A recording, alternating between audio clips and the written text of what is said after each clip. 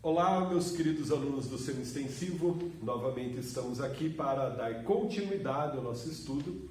Agora nós vamos mudar de frente, vamos para a frente 2. Terminamos a frente 1, agora vamos iniciar, ou retomar, melhor dizendo, dar continuidade a esse raciocínio que estamos propondo agora.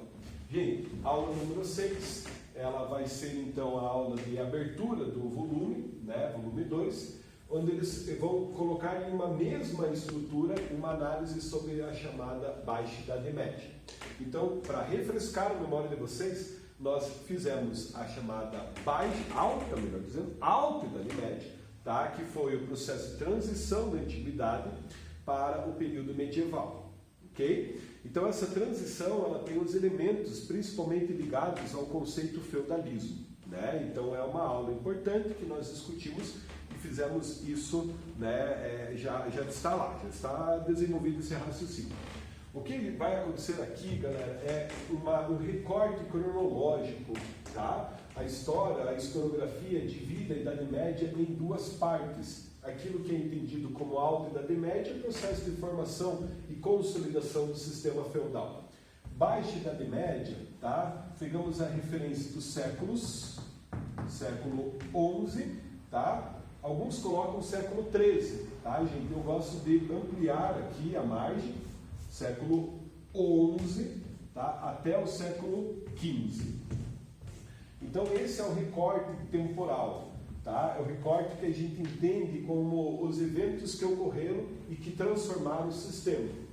De uma forma geral, é chamado de crise do sistema feudal também esse período, tá? Crise do sistema feudal. Por quê, gente? Porque o ponto de partida está aqui, tá? O entendimento sobre o evento Cruzadas.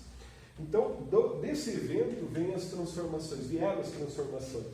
Então, essa crise do sistema feudal instituído aqui, o denominado, vai ser então um processo, ligado aos eventos. Então é entendido, de uma forma geral, que esse período da Idade Média vão ocorrer essas transformações, então entendemos como uma mudança do sistema, uma crise do sistema. Então, gente, entendendo que esse evento ele é muito maior, muito mais discutido, ou seja, pode ser muito mais ampliado, mas vamos aos pontos principais. Tá? O que nós entendemos como cruzadas? Primeira coisa, entender as cruzadas é entender um movimento militar, tá? Entender expedições militares. Expedições militares, tá? Só que ela tem uma conotação religiosa. Então são expedições militares cristãs. Com o objetivo de reconquistar a Terra Santa. Conquistar a Terra Santa. Ok? O que é a Terra Santa, gente? Jerusalém. Vou colocar aqui, ó. Jerusalém.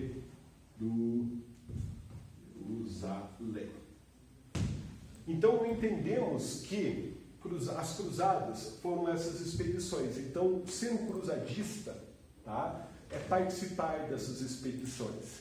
Então, esse é o sentido. Mas existe uma macete, tá, que não é a construção da palavra, por favor. A denominação, ela vem disso. Expedições, eventos militares, tá? Mas esse macete coloca aqui, ó, tá, gente? Cruz e espada somados. Então eu lembro vocês do momento que eu expliquei lá a Alta Idade Média, que nós estávamos explicando a estrutura social da Idade Média. Que temos lá no topo os nobres, representantes dessa estrutura militar. Então eles eram denominados como belatores, esses nobres representando então essa estrutura armada, tá? Símbolo da nobreza, espada.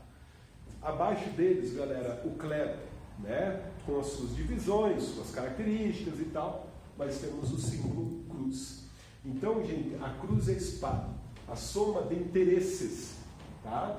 A Terra Santa, gente, Jerusalém era um símbolo que vai então resumir toda essa ambição, todo esse interesse de investir contra, tá? Então temos algumas observações aqui para acrescentar.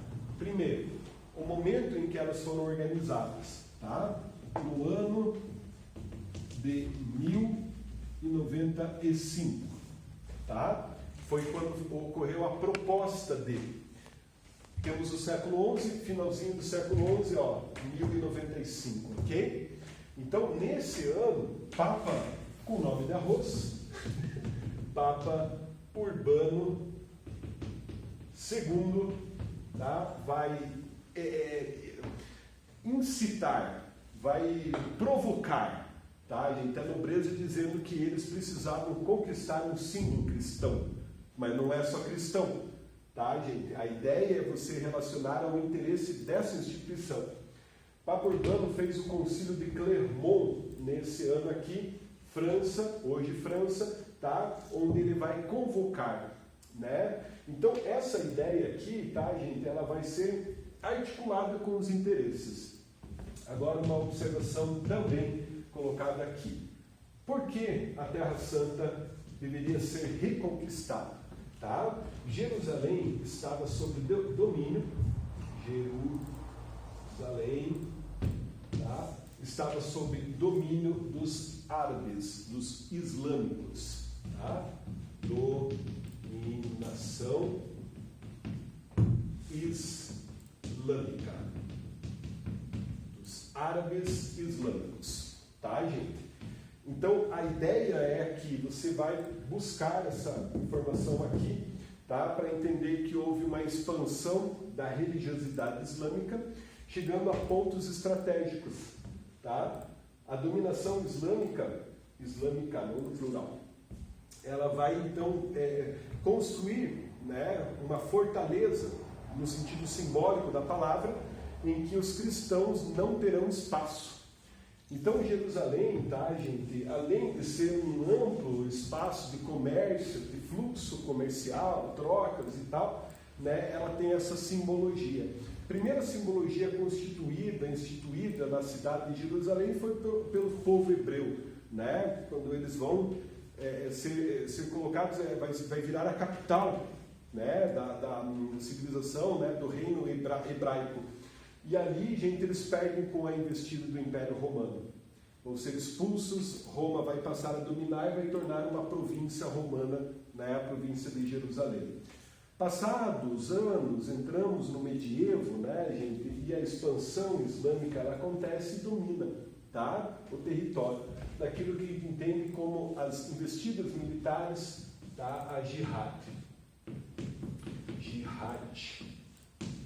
Né? Vai ser o momento em que eles vão investir e dominar territórios, tornando eles, né, vamos dizer assim, províncias islâmicas também, tá? E aí entramos no período com o objetivo, né, dos cristãos agora reconquistar, porque um dia ela tem, né, um momento de influência cristã, que vai ser o momento em que nós temos as passagens bíblicas envolvendo, então, Jesus.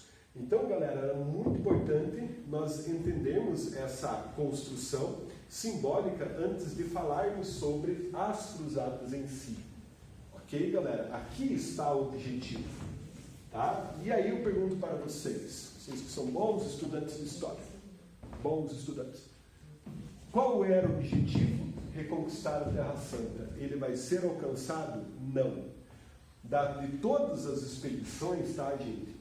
Pouco tempo, Jerusalém vai ficar sob domínio cristão.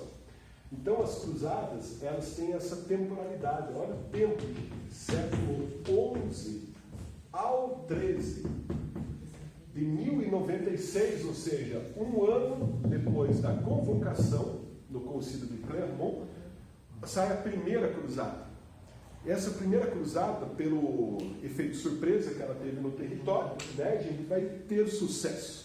Mas os árabes islâmicos, né, a arquitetura dessa guerra, ela vai já fazer a defesa de Jerusalém e a reconquista dela. Então, de uma forma geral, tá, fica bem à vontade para estudar as expedições, tá, gente? mas não houve sucesso.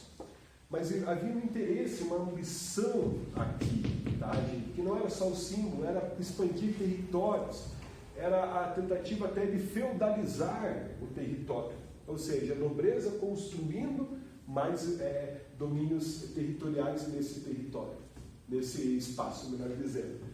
Então, gente, aqui, ó, né, infelizmente nós não entramos na discussão de estudo militar, aqui não há necessidade, mas você pode ficar bem à vontade e fazer uma leitura com relação a isso. Porém, o destaque mais importante colocado nessa construção, né, de investidas militares é entender o seguinte: em 1190, tá? Vou arredondar aqui, final do século XII, nós temos uma cruzada que vai ter um objetivo diferenciado. Ela vai ser chamada, assim, pelas suas consequências, pelas suas relações com o território, tá? Os cruzadistas dessa quarta cruzada, chamada então de cruzada comercial, eles vão conseguir estabelecer contratos de navegação pelo mar Mediterrâneo. Tá? Então a gente entende aqui como um momento muito importante na história europeia, história medieval, que é a abertura do mar Mediterrâneo. Do mar Mediterrâneo. Tá? Então vejam que Mediterrâneo. Vejam que a missão deles, né, de reconquistar o território, a cidade, Jerusalém, começam a mudar esses objetivos quando eles percebem que as iniciativas elas não estavam alcançando o sucesso. As expedições militares não alcançavam esse objetivo que era reconquistar Jerusalém. Porém, vamos aproveitar e fazer, então, promover alternativas. E as alternativas elas vão ser estabelecidas pelo contato, pela relação entre o movimento de fluxo de pessoas que saíam da Europa e iam em direção ao Oriente. Então, essa abertura do mar Mediterrâneo, ela significa o quê? Que foram estabelecidos comércio, tá? Fluxo de riquezas, de especiarias. Então, tem esse detalhe aqui, que é o contato Ocidente,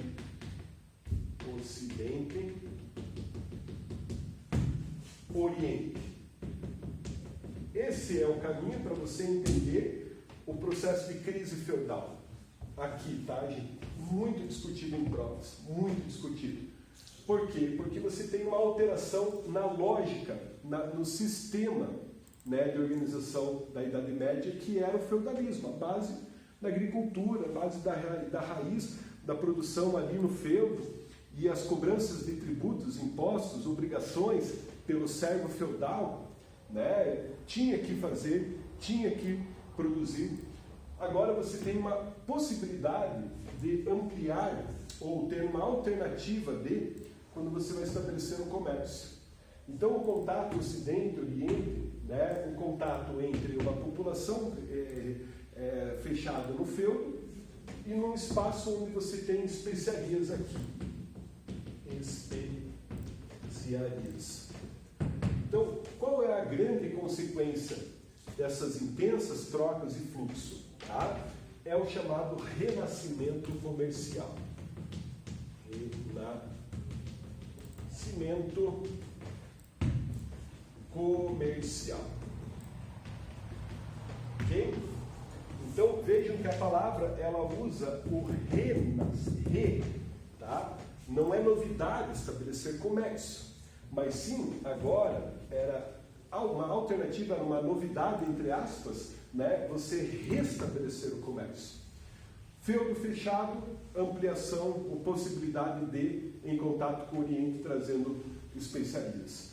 Tá? Então, esse caminho aberto, primeiramente pelo território Europa, né, Oriente Próximo, tá? Depois vai ser uma ambição das navegações, das grandes navegações, buscarem especiarias naquilo que a gente entende como uma denominação mais generalizada, chamada de Índias. Tá? Então vejam que aqui tem a história de Portugal movimentando, século XI, século XII, século XIII, uma arquitetura, comercial e marítima. Chegando no século XV, com a colonização. Olha o link das aulas, galera. Então aqui você consegue começar a entender da onde vem a lógica, tá? Da onde vem esse movimento alternativo de comércio. As cruzadas, galera, estabeleceram esse contato. E a mentalidade ela começa a mudar, começa a abrir, essa possibilidade. Então o renascimento comercial ele foi estabelecido, por essa lógica que eu acabei de falar, tá? E ele vai ser desenvolvido pela chamada classe de mercadores. Vou colocar aqui, ó, mercadores, que estabeleciam pontos de negócio, pontos de comércio em um lugar protegido, fortificado. Pense comigo. Você vem lá do Oriente Próximo trazendo algumas especiarias. Vamos usar, por exemplo, matéria-prima para perfume, que se torna um objeto de desejo na Europa, tá? Os árabes tinham o hábito de se banhar, tá? se higienizar e usar aromas, para darem uns sentidos maiores aí, E aí o europeu vai trazer essas matérias-primas, o mercador vai trazer com alto valor de mercado, tá? O Oriente vendia barato e você ia lá e revendia com a sua margem de lucro. Só que essas caravanas, elas poderiam ser atacadas, poderiam ser roubados. Então, em cada ponto desse movimento de troca, movimento de comércio, eles estabeleceram os chamados burgos, que eram locais protegidos para estabelecer o comércio. Aí você entende que mercador passa a ser chamado de burguês. Burguesia. E aí, gente, não preciso nem dizer das conotações que tem esse termo, Os responsáveis por estabelecer comércio e lucrar com essa atividade. A lucratividade sobre uma atividade. Então a burguesia nasce nesse movimento de fluxo, de troca, de atividades comerciais. Um detalhe, galera, o Oriente aqui não só influencia por comércio, por atividades comerciais, mas também por atividades culturais, tá? Os orientais tinham um amplo conhecimento sobre várias áreas, do saber. Então, a gente tem, por exemplo, estudos da medicina, hoje, muito aplicados, entendidos da onde veio esse processo, de onde veio essa origem com os povos árabes, tá? Eu cito o exemplo, eu sempre gosto de usar o exemplo da gramática, que tem os prefixos árabes, Por exemplo, aqui nesse quadro não consigo, mas lembre do álgebra, algoritmo, Alcorão, Al-Qaeda, o Al, tá, galera? Essas influências até na língua. Gosto também de usar o exemplo da matemática aqui. Gente, vamos falar bem a verdade. Fazer um cálculo matemático com um número romano, Soma pauzinho, mais um pauzinho, 3 pauzinhos, tá? É igual. Cara, não tem como. Melhor você pegar o algoritmo, O algoritmo não, o número arábico. Tá, gente? Então essa álgebra aqui, 1 mais 3, só para vocês entenderem. Então, gente, é muito comum em vestibulares eles associarem a essa ideia, tá? Do conhecimento, da mudança de hábito, do acrescentar, esses elementos na sociedade europeia. Ok? Agora, gente, entendido então, movimento das cruzadas, o contato com o Oriente, fluxo de comércio, entendemos por que o termo vai ser denominado como crise, tá? A crise do sistema feudal é só você estabelecer esse raciocínio. Feudalismo, tá? A base da atividade econômica, agora ela vai ser movimentada, ela vai ser quebrada, vai ser na nuca do feudalismo a ideia de atividade comercial. Por isso que a gente coloca aqui, então, agora o raciocínio, vou apagar o quadro aqui, Vamos fechar o raciocínio colocando o seguinte.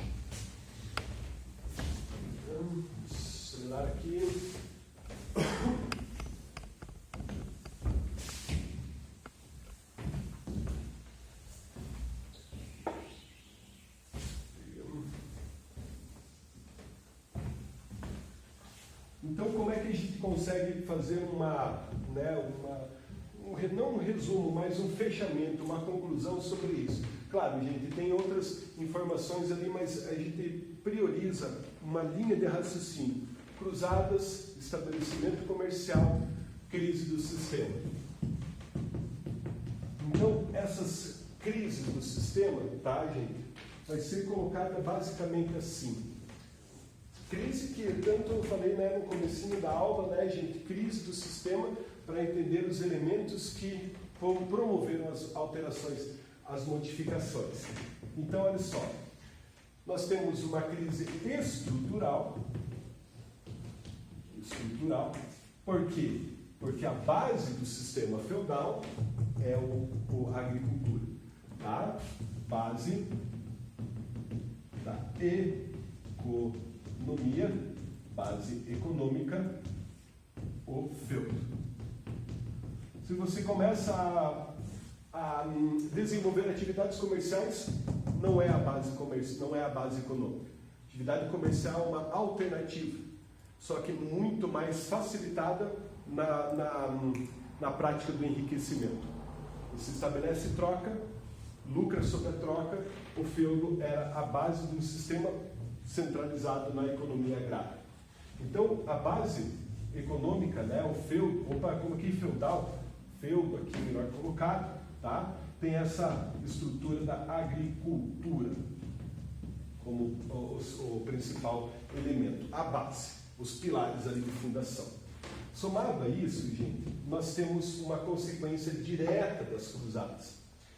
Eu alerto vocês, tá, gente, com esse contexto, né, de grandes relações aí do estudo sobre eventos epidemiológicos, tá, resgate dessas reflexões, né, estamos vivenciando essa situação.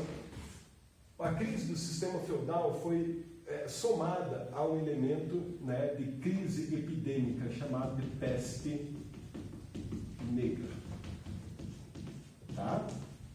Então, por isso que eu estou colocando em amarelo, para você somar os elementos.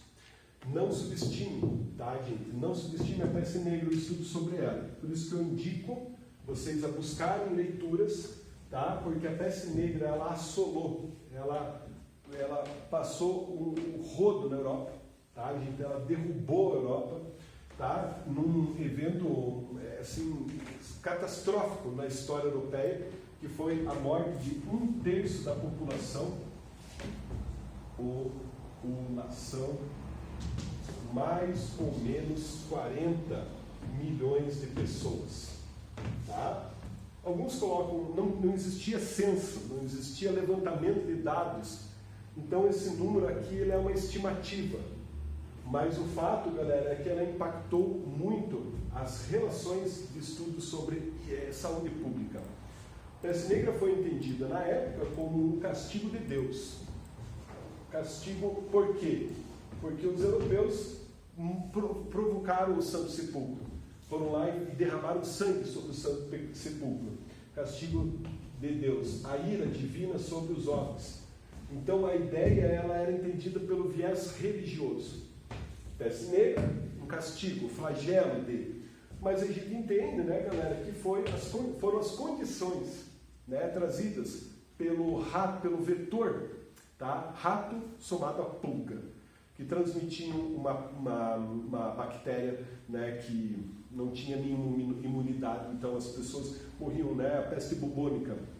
A partir do momento que você era infectado, começaram a aparecer manchas vermelhas que se tornavam roxas com o tempo, então por isso que ela era chamada de peste negra. Cerca de 10 dias a pessoa, né, não resistia. Então, galera, ó, vou colocar aqui, ó, para vocês, vai estar registrado, gravado, hein? Não tem como dizer que eu não avisei, tá? Vai cair. Esse ano vai ter uma reflexão sobre isso em provas e vestibulares. Somado, então, à peste negra, nós temos a fome, tá? Condição de crise de abastecimento na Europa, crise de abastecimento, né? Olha aqui, ó, gente, com tantas pessoas morrendo, existe, uma lógica direta como é que você vai abastecer? Né? A fome ela foi constante, uma constante no sentido de não conseguir mais segurar essa demanda. Né? A demanda ela era muito maior, a procura era muito maior que a demanda. Então a fome ela vai ser uma característica, tá, gente, né, somando as guerras, tá, chamadas de guerras interfeudais.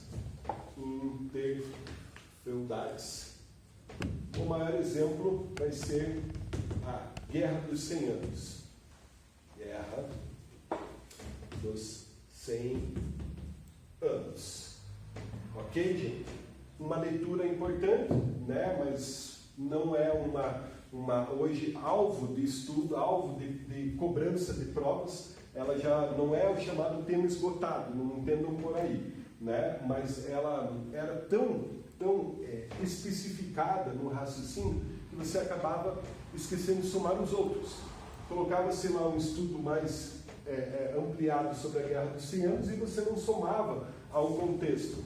Hoje existe essa relação de entendimento muito contextualizado. O que promoveu a crise do sistema feudal? Foram somatórios de elementos. Tá? Então aqui a gente indica, tá, galera? Falamos sobre a importância, né? Mas, beleza? Fica aí, então, essa referência. E por último, tá? As chamadas revoltas camponesas,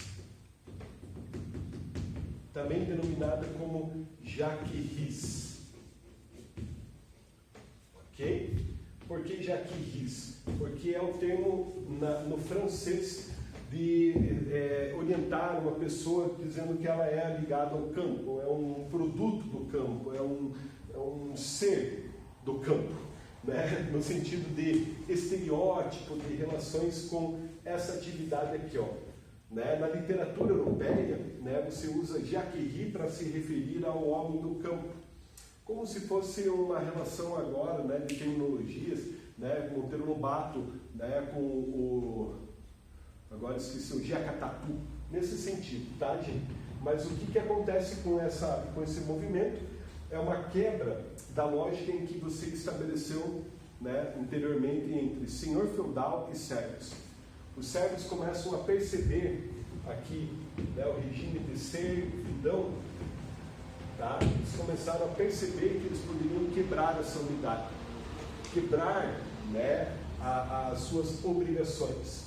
Porque olha só, ser um camponês no século XIII e século XIV era substancial, mas você não queria mais ficar pagando impostos, você não queria mais estar atrelado a esse sistema pesado que era o trabalho no campo dia após dia, ano após ano, esperando, né, a questão sazonal. Agora vai ficar nevando 3 meses, o que a gente vai comer? E aí vem todas essas relações de necessidades que eles precisavam e a pressão que eles colocaram. Os camponeses vão lá e falam: olha, se vocês quiserem que nós trabalhemos, nós temos que ter menos encargos. Então, esse movimento de revoltas camponesas, somado às guerras, a fome, peste negra, gerou essa crise estrutural aqui, ó. Tá? O feudo não era mais um elemento, né, vamos dizer assim, já em vida plena, já estava lá, né, bem adoecido. E a gente entende que então a próxima aula vai ser essa continuidade com os elementos que nós então estamos entendendo, de passagem de período. A Baixa Idade Média, tá? Essa construção é o último estudo para entendermos o início da história moderna. A história moderna está relacionada diretamente a eventos que nós vamos resgatando dessa aula. Por exemplo, o Renascimento, mas daí na vertente cultural.